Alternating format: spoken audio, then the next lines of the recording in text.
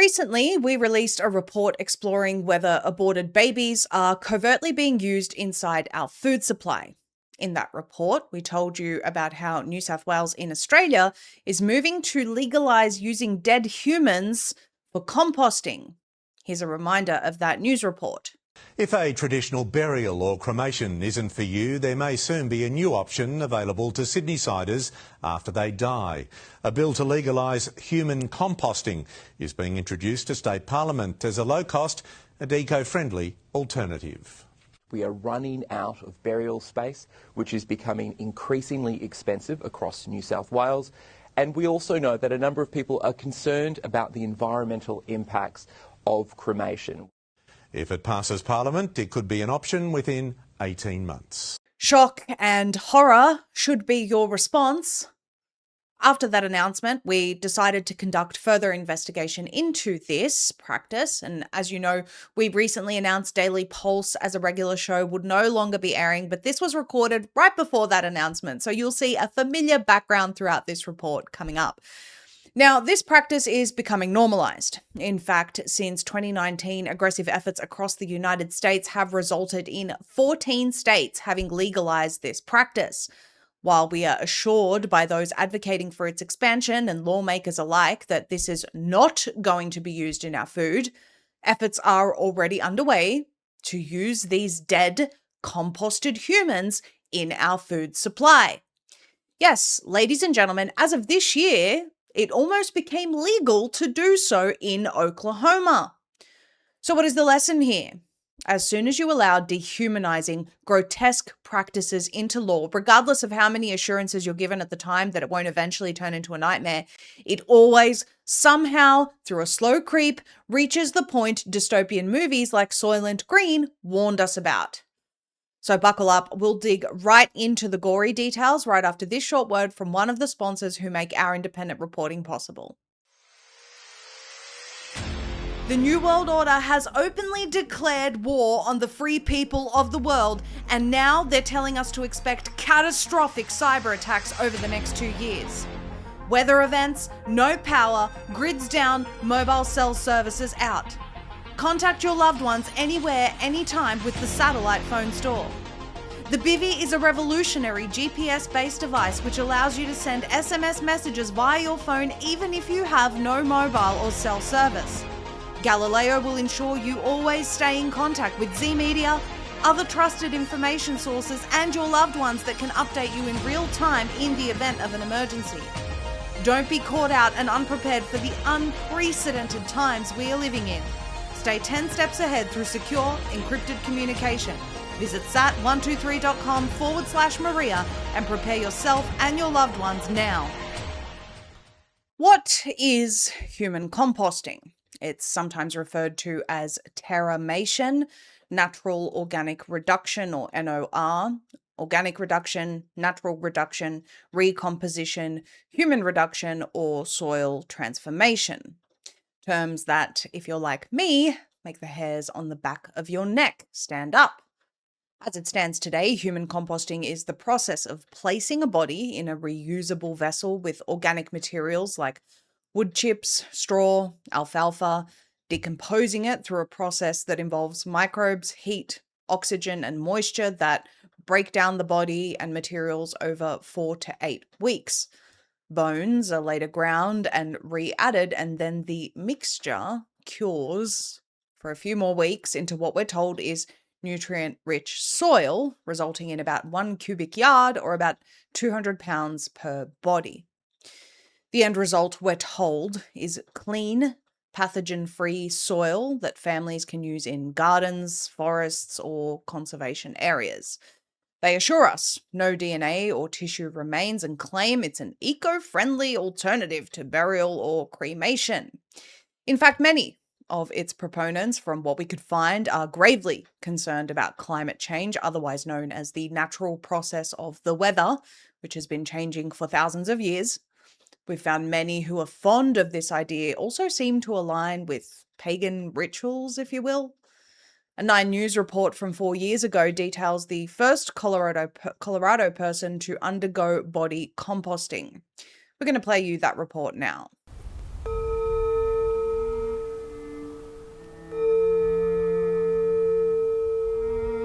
even after death.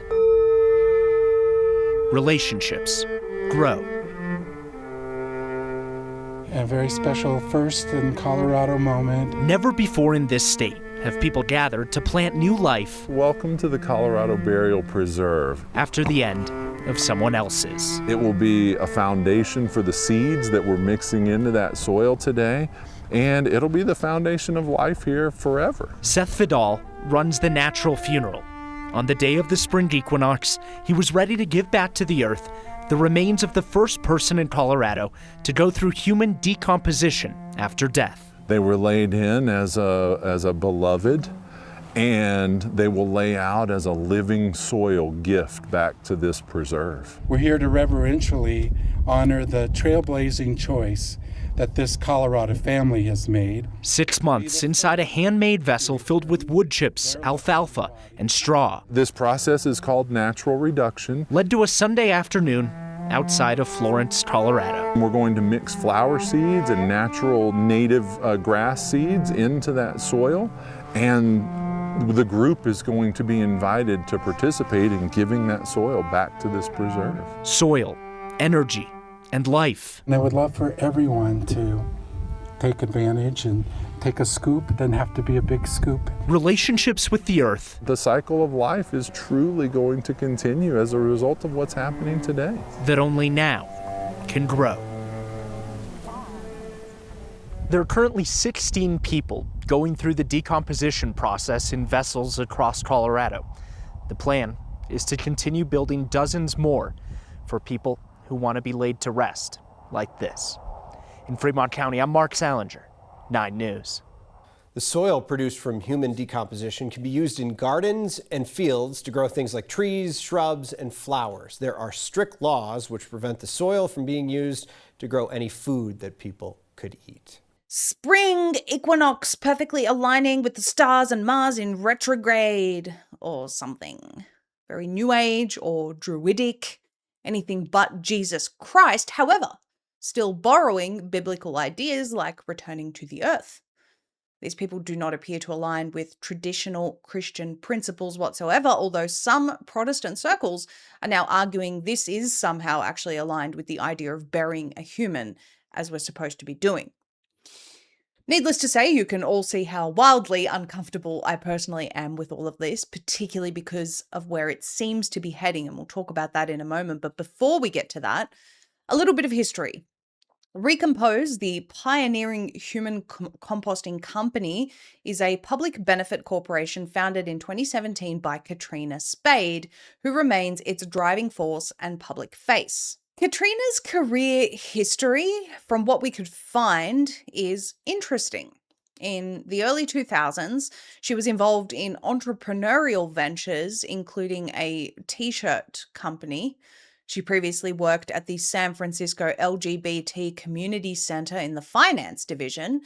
And then sometime between 2011 and 2013, while in architecture school, Spade conceived the idea of human composting after learning about livestock mortality composting.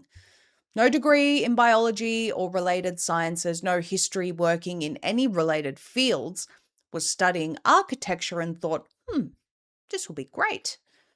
In 2014, she founded the non-profit Urban Death Project to advocate for ecological death care and researched the concept and received the Echoing Green Climate Fellowship. Then, between 2015 and 2018, she jumped into conducting pilot studies with human donors at Washington State University. Quite the leap from t-shirts and the LGBT Community Center. Katrina partnered with experts in soil science, law, and engineering during the pilot studies. A bit more on the timeline, in 2017, she founded Recompose as a public benefit corporation in Seattle to commercialize the process. In 2019, she led successful efforts to legalize human composting in Washington, which was the first state in the US to do so. Then in 2020, Recompose opens the world's first dedicated human composting facility and began accepting bodies. Ongoing is her expanded advocacy for legalization in other states, and the process is now legal in 14 states in just a few short years. Couple of other notable mentions. You have Earth Funeral, which opened the nation's largest human composting facility, a first for the East Coast. That happened in May of 2026, this company announcement. And you also have Return Home. And they say that no matter where you are, Return Home can help. It says on there that if you've been searching for human composting services, you may have wondered whether this is even possible from where you live. It is. Return Home serves families in all 50 states, and you don't need to live in Washington to choose Terramation. You just need someone to guide you through it. So when we did a bit of a search into this, essentially they are helping families from, or people, individuals from states where this process is not legal, arrange to go to states where it is legal in order to be turned into compost, which is also commonly known as scraps. The site TerraCare program documents where it is currently legal in Washington, Colorado, Oregon, Vermont, Nevada, Arizona, Maryland, Delaware, Minnesota, Maine, and Georgia. So this is where it's also legal but not yet operational: California, New York, New Jersey, and a note on Oklahoma and other pending states. So we are going to get into this bill, HB 3660, right now. Now, despite the fact that it's couched in earth-saving language, no doubt it's going to rub up a lot of people the wrong way, because for a lot of people, they think cannibalism or a form thereof. Whether this is the intent right now, eventually it could lead to that. So they come out and tell us, no, it's definitely not for use on food crops or livestock feed or anything like that. We do not desire this. This is not where it's heading. We'll put that explicitly in the bills we're passing. It's just a sustainable end-of-life, space-saving and eco-friendly green method. Even if you try and do an internet search or inquiry, even use AI to research this topic, by the way, you'll quickly find the search engines or AI seemingly becoming defensive and diversionary on the topic of whether this is ever likely to end up in our food. But in Oklahoma, after they had assured us this is not the purpose of legalizing this process, this is absolutely not going into the food, that's preposterous, Soylent Green is just a movie from the 70s, it's just a fantasy, well, they passed a law to feed dead humans to us. To be clear, we're not attributing blame to any of the people or companies involved in human composting that we've discussed here for this law, nor are we saying this is their intent. We are, however, saying that from a moral standpoint, in our view, when you accept something anti-Christian, like turning your loved one into a word more commonly associated with food scraps meant for the trash or to be mixed in with chicken poop, you inevitably end up with something even more immoral, like eventually eating those people. The bill in question was Oklahoma House Bill 3660, Natural Organic Reduction, Class D1 Criminal Offences Licensing, requiring certain records to be maintained for a certain period of time. Now, this passed both the House and the Senate. However, it was vetoed by the governor. Now, let's explain how the bill could have allowed for this to actually end up in the food supply. Basically, the bill defined natural organic reduction as the process that converts human remains into soil. It did not originally contain strong or explicit language prohibiting the soil from being used as a fertilizer or soil amendment. Then, by classifying NOR as a form of cremation and regulating it under the Funeral Board, the soil was treated more like cremated remains or ashes than regulated waste. Cremated ashes have relatively few restrictions on scattering or use, and this created ambiguity about whether the nutrient-rich soil, NOR soil, could be handled like other soil amendments or compost. And again, it's in the name. It's called human compost. Think about what compost is and what it's used for. So there was no initial ban on agricultural use, actually. Earlier versions lacked clear prohibitions on using the soil in agriculture as fertilizer or as a soil additive. This gap meant that a family or third party could potentially spread it on farmland, and a creative interpretation could treat it as a beneficial soil amendment, similar to compost or biosolids, which we will talk about.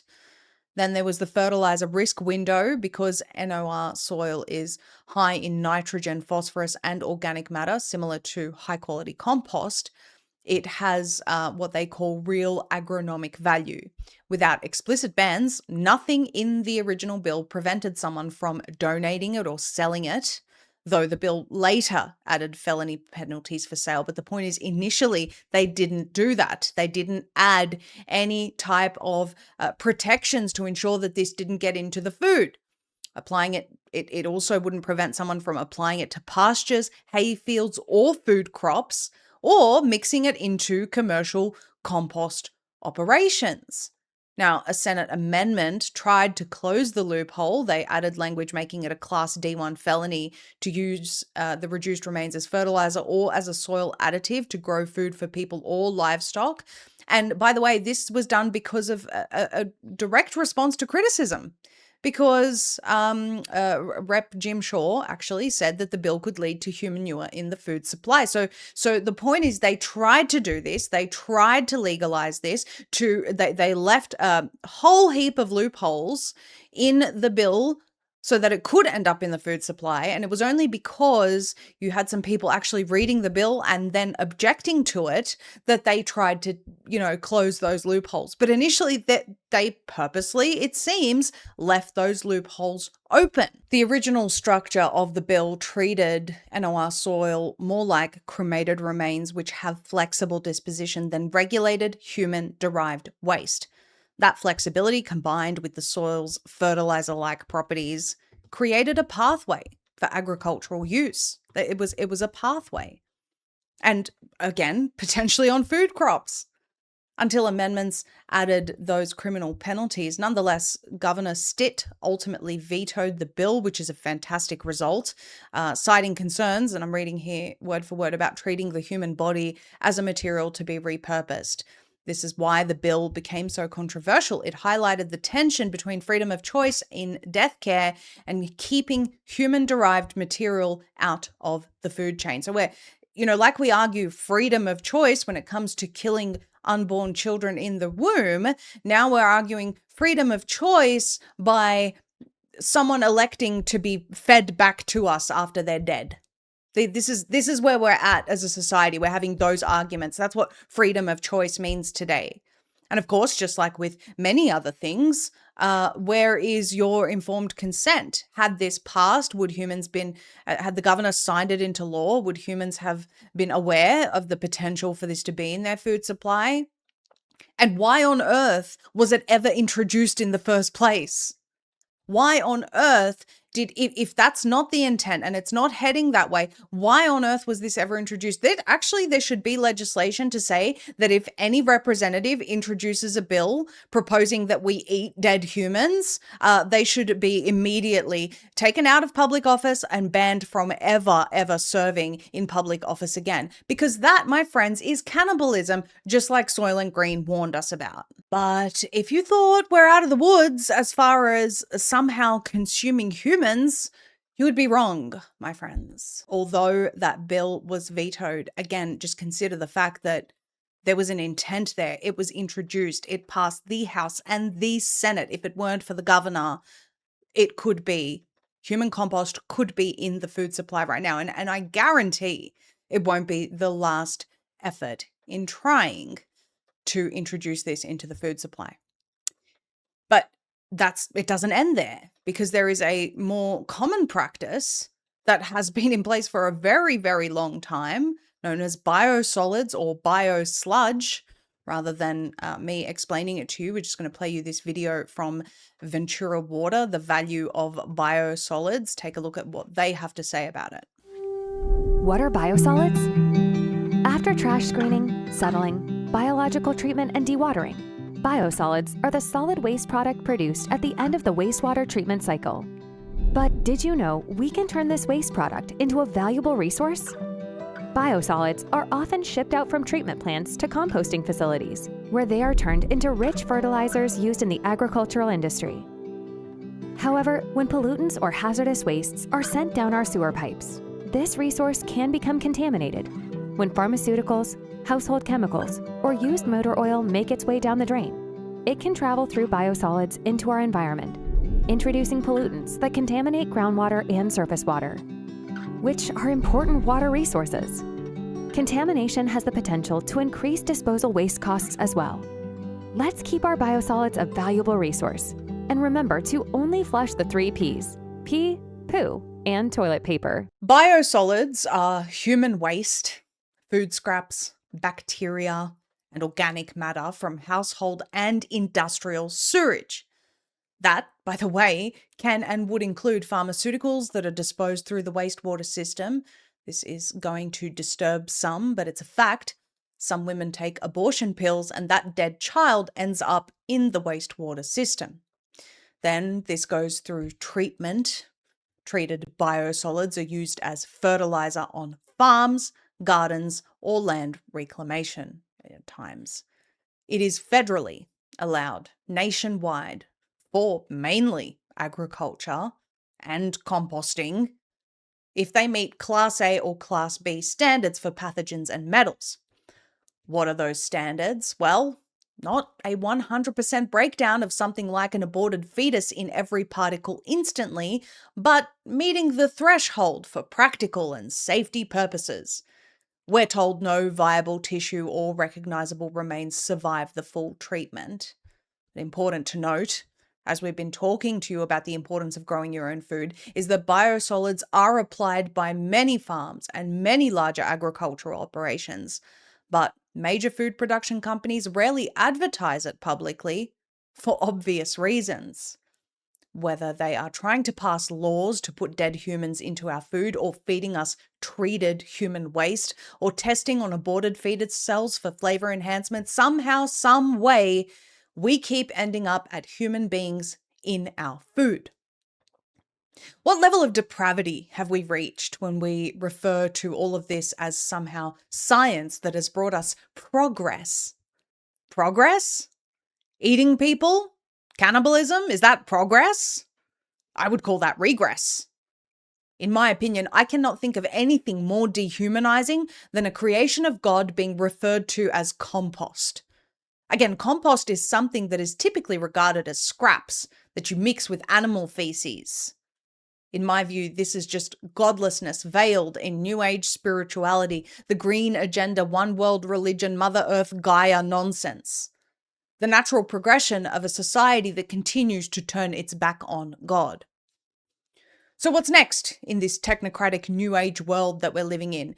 You upload your consciousness to OpenAI just before you die, submit your body to a tank so that you can be turned into compost and fed back to other humans, and then the AI you're uploaded to can watch from the nearby data center as Mary down the street eats what used to be your liver. Throw also into the equation programs like MAID that can kill you and then compost you all in one foul swoop for 3 low-interest payments coming out of the carbon credits you accumulated by opting to bicycle everywhere. You haven't driven to see your family in 5 years because you're not allowed. They live more than 15 minutes away, so driving there isn't an option lest your carbon score be affected for daring to leave your district. Maybe they can run an annual Hunger Games and everyone but the victor can become a winter soup. It's a very clinical approach to God's creation. No regard for what he created, intended, instructed. The God of science is going to tell you how progressive this all is. The total disconnect and distancing from traditional sacramental burial practice, honoring God's creation and the life he created, and him in the process, by the way, is why we're at this point. The only way to turn it around is to turn back to him. We sincerely hope our efforts in reporting on these important, albeit difficult topics have opened people's eyes to the reality of potentially the potatoes on your supermarket shelves. Please share this report so that everyone can make better choices and hopefully be inspired to start growing their own food again the proper way. Z Media is proud to partner with Aussie businesses that support freedom and believe in you and your family getting the best possible nutrition you can. Stockman Steaks is a third-generation family meat business supplying direct from freedom-loving Aussie farmers with pasture-raised, non-genetically modified, humanely raised local meat. Their meats are guaranteed mRNA-free. That's right, no mRNA in these grass-fed, antibiotic, hormone-free animals. By buying from Stockman Steaks, you'll be supporting Aussie farmers who share your values and are committed to giving you the best quality meat. Head to their store to see their delicious range of carefully selected meat boxes or create your own.